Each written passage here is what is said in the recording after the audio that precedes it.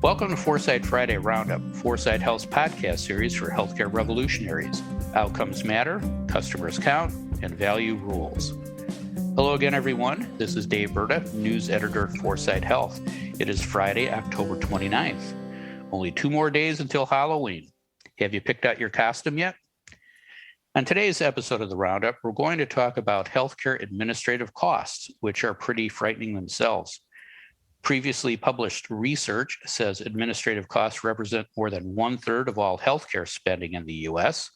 Another study says administrative complexity adds nearly $300 billion to our annual healthcare tab. So today on the Roundup, we're going to talk about a new report from McKinsey and discussed in JAMA that breaks down healthcare administrative spending by type and claims to know how to cut administrative spending in those areas by a total of $265 billion a year.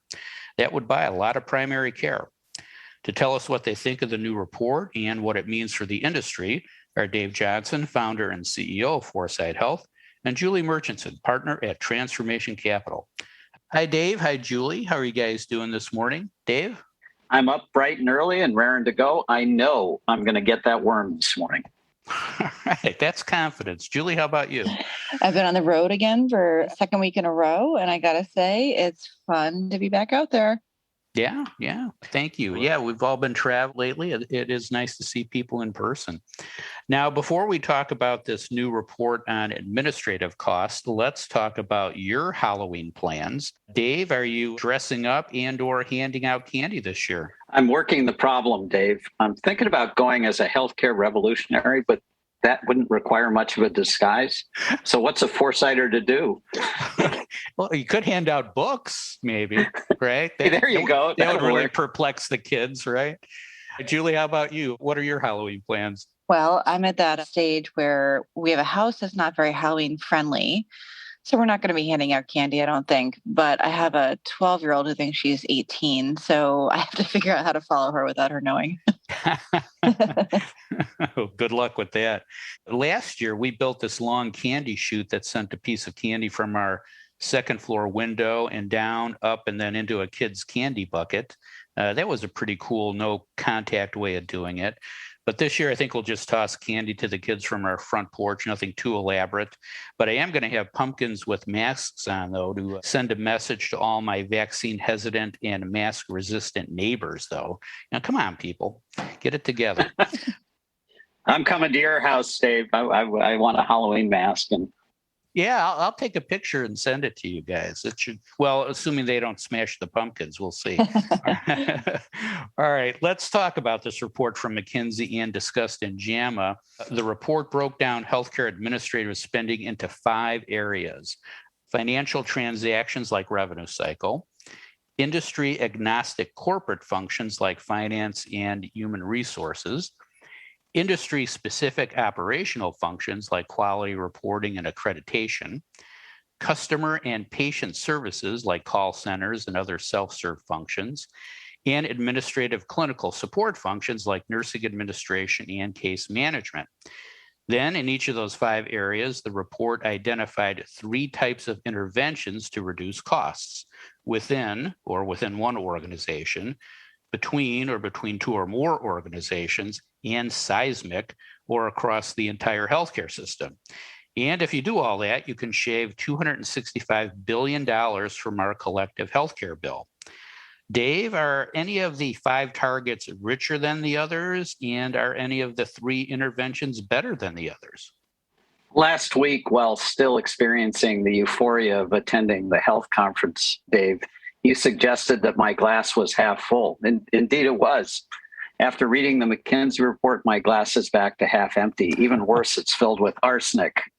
Whenever I read these types of analyses, my head just wants to explode because of all the complexity that healthcare is loaded into its documentation and billing processes. I don't begrudge McKinsey for digging into healthcare's administrative mess and making suggestions for improving it. At the same time, the focus on administrative costs misses the forest for the trees. It reminds me of France's scramble before World War II to complete the Maginot Line to forestall a German invasion. The Maginot Line held, but it didn't save Paris. German tanks went around the impregnable line and attacked France through Belgium and the Netherlands. The French government capitulated to the Nazis just 6 weeks after the initial invasion. So focusing on improving the administrative function of fee-for-service medicine, this is a much bigger strategic threat confronting industry incumbents. And that's that value-driven business models will overwhelm expensive, inefficient, and often ineffective business practices. McKinsey makes the point that instituting these reforms won't compromise the ability of industry incumbents to maintain their status quo business practices. What if, however, it's those practices that are the problem? Administrative improvements can make incumbents more efficient, but they won't make them more effective. Getting better at digging holes and filling them with rocks doesn't really accomplish very much. So this is what management guru Peter Drucker was getting at when he differentiated between doing things right and doing the right thing. The truth is that embracing pricing transparency and full risk contracting, bundles for episodic care and capitation for pop health, will do far more to streamline administrative complexity than any of the McKinsey recommendations. At the same time, $265 billion in savings isn't anything to sneeze at. If fully realized, it would reduce spending by $1,300 for each American adult. That's a lot of money. I also was struck that the institutions can achieve 2/3 of the potential savings through individual within, quote, initiatives using automation, better analytics, more definitional clarity, better automated intelligence. I also believe that better integration of business and clinical systems can reduce administrative complexity, improve outcomes. McKinsey didn't really dig into this rich vein of opportunity. An example would be using location services to both improve scheduling and cost accounting. So much can happen with the right goals, and you've heard them before: better outcomes, lower cost, and enhanced customer experience. That's where we should put our attention. Yeah, thanks, Dave. So the report shoots and misses. Julie, what are your takeaways from the report? Do you like the targets? Do you like the interventions? More importantly, would any of this work? Well, I'm going to try something new and I'm going to disagree with Dave. We'll see how it goes. What this report does well is break down part of the problem into its bite-sized pieces, which I like because there's a lot of grandiose thinking that has gone on in the last couple of decades, right? And in doing so, it makes things like large-scale interoperability look more like a pipe dream or some sort of long-term vision than a near-term reality, which frankly, I think is helpful to really get us focused on some of the low-hanging fruit. And I can't say that I love the report for all the reasons Dave articulated, but I'll tell you some things I liked about it. I like the fact that it thinks we can find $175 million savings alone within the four walls that a CEO of an organization can control. And that's an important statement because there's so much hiding behind the inability to work with others across lines. So, if you think about the back office automation and the front of the house kind of automation customer service approaches, there's a ton of industry agnostic concepts that really could work. So, it talks about things like promoting operational excellence. And I look at that and I'm like, oh, no, duh, of course we need to be doing that. But it's very hard. And it talks about some industry agnostic ways of doing so and some industry specific ways of doing so. And, I think there's a lot there that this industry has explored, but not fully.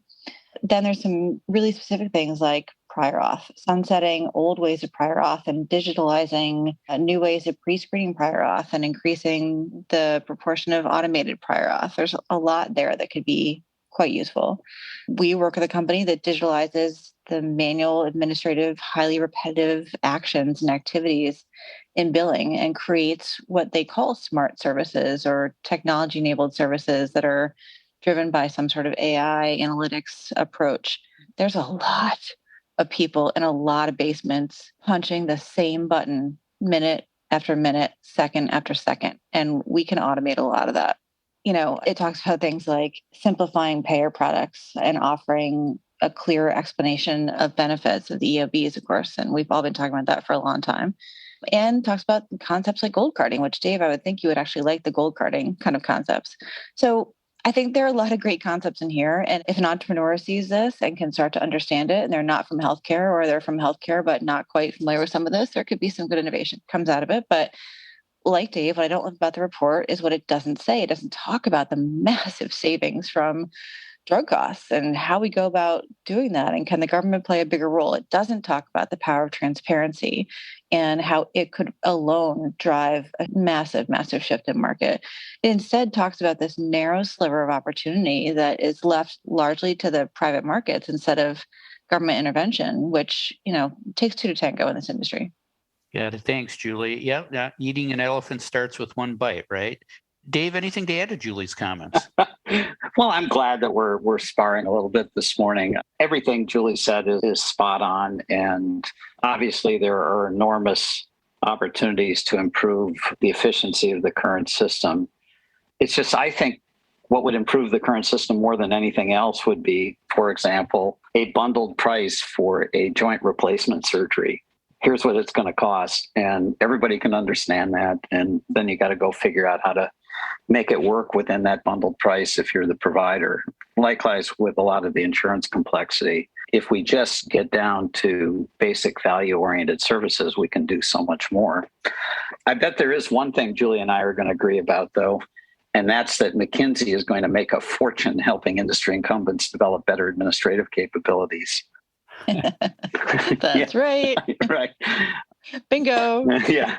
But as I look at it, unfortunately, all this money and effort will do little or nothing, probably little. It'll do a little to deliver the kinder, smarter, and more affordable care that the American people want and need. More of the same fragmented healthcare gets us more of the same substandard outcomes. So I'm back to the glass is half empty and filled with arsenic. And I just really want us to focus on value all day, all on. All day, every day. Got it. It's good to have you back, Dave. Now let's talk about who would benefit, other than McKinsey, from what the report is recommending. Julie, does this report align with the digital health solutions being developed by startups and entrepreneurs? You mentioned automation. Or are startups and entrepreneurs missing these targets? Well, that's kind of a complicated answer, too. There are hundreds of early stage companies focused on many of these opportunities, many of which are also focused on what I would call the holy grail of healthcare. And by the holy grail, I mean, how many times have we heard about getting the right information to the right place at the right time under the complete control of person in a fully consented way, accessible on personal devices? I mean, we're doing a lot in this industry right now on an entrepreneurial level that is really taking us light years ahead of some of these problems today. And that's a good thing. We need innovation at all levels. But, I'm not so sure that we have entrepreneurs covering everything that McKinsey would say here. So let's talk about some entrepreneurs that are actually doing some of these things, using AI to drive administrative efficiencies. A company called Olive is certainly doing that. And they're getting into some really interesting areas, not just in health systems, but now working with health plans and automating a lot around prior auth. This report also talks about back office automation in industry agnostic ways. And we know that privacy and security is a huge issue for every company on this planet. And there are companies like Protennis that are taking a very kind of healthcare specific approach, analytics and AI driven, to manage how healthcare data is being used and help management better understand where there are breaches and things like that. And that's an important management tool. If you talk about facilitating payments across the system, we have a whole social determinants effort happening in this country, right? When you look at a company like Unite Us that's trying to not only manage referrals to non-healthcare providers, post-acute, in the social arena, they try to close those referrals. Now they're also affording payment for those services and managing all of that. That's a huge efficiency if you think about the extension into the social determinants.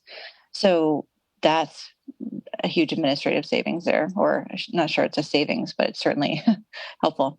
And then if you think about there's so many examples of companies that are trying to automate the way that we as people get into a provider, get into a health system, whether that's online scheduling or managing the patient experience. Companies like Kairos and DexCare and Vital and so many out there have been doing that. Companies like Memora who are connecting what's happening in specific service lines to the texting of patients to really help facilitate longitudinal care. There's a bunch of examples of how we're really trying to engage the patient in this. So yes, I guess my answer is I think there are a lot of companies that are playing in these niche spaces and are trying to build big businesses out of it. And 10 years ago, Dave, I think we would have called a lot of these feature function companies. Today, I think they're actually building real businesses just because of the opportunity that the digitization of data has actually afforded us now. That's great. Thanks, Julie. Yeah, it sounds like the report could be a roadmap for disruptors. Dave, if a payer or provider executive reads this report, will it bring a smile to their face or will it make them frown? And what's your take on the market winners and losers from what the report's recommending? There's an old joke that consultants borrow your watch to tell you what time it is. In that spirit, I imagine that most health system executives will embrace the McKinsey report, many with enthusiasm. And why not? It's so alluring. You can keep doing what you're doing and find a few more basis points of margins. Who wouldn't want that? And with hospital profit margins under such pressure, that relief will be very welcome indeed. Any relief they find, however, will be temporary. Incremental improvements on a broken chassis may make the car run a little longer, but it's still headed for the junkyard. Let me illustrate what I'm talking about with a story I recently heard about the efforts of a mid-sized health system to reduce unnecessary orthopedic surgeries. They realized they needed to do this to avoid penalties. So a good outcome, you would think, except many of the senior team at the health system wanted to keep the ortho surgeons busy and make up lost volume with commercial patients. In that managerial mindset, it's okay to cut open commercial patients unnecessarily if it avoids penalties and keeps the surgeons busy. How's that for putting patients first? In terms of winners and losers, there aren't any big losers. That's the beauty of this McKinsey approach. It won't alienate anybody. Who doesn't want more efficient administrative procedures? As I referenced earlier, though, the big winners will be consulting companies like McKinsey that will get new engagements and feed their insatiable need for new revenues. Administrative streamlining and revenue cycle management are the two areas of fee-for-service medicine that never lack for improvement. Armies of consultants always step in to help their clients capture higher profits, even as the overall system becomes more bloated and cumbersome. I'll be more impressed when McKinsey uses its raw brain power, which there is considerable, and analytics, which there is also considerable, to develop reports that give incumbents a clear roadmap on how to get from volume land to value land. But I'm not holding my breath. Got it. Thanks, Dave. And I've got to stay out of that hospital you talked about. Dave's on a roll today. The only thing I'd say is that what I am witnessing, or I guess have witnessed with some entrepreneurs, is that those who have really developed a better mousetrap or just any mousetrap to really push value-based care, managing bundles, technology systems that are managing risk-based contracts, they are making a market. And it's hard. If you look at what Evolent did and Evolent's story, it's not all peaches and roses and lovely, lovely things. Other companies like Avra out there, I think, really pushing hard to make a market here. And if you think about what's happening at all these conferences now and has been for decades, the headlines are amazing. The headlines are we need to move to risk-based.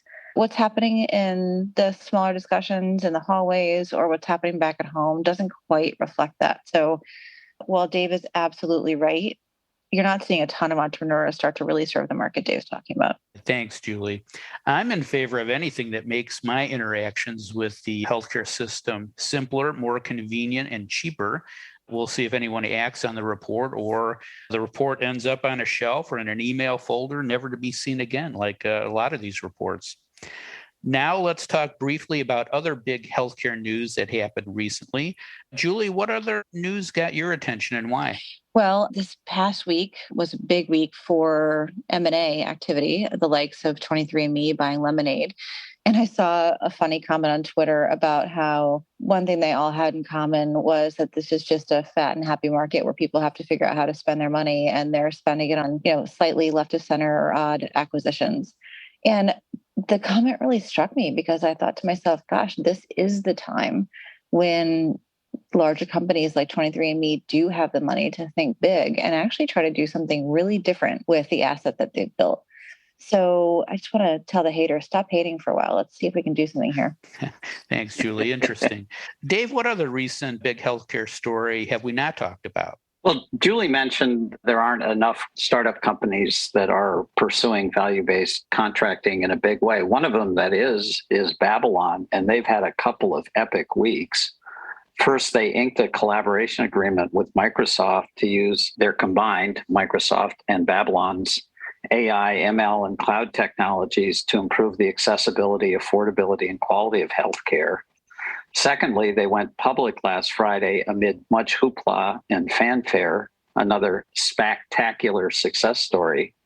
So look for Babylon to continue its impressive growth and advance the digital health revolution as it's positioning ever more to do full risk contracting. I'm going to steal that spectacular line, Dave. So just feel free. I'll pay you some royalties there. Thank you. For me, it was the FDA proposing to allow hearing aids to be sold over the counter. I think that would take power away from audiologists and give it to consumers. And then anytime that happens, that's good.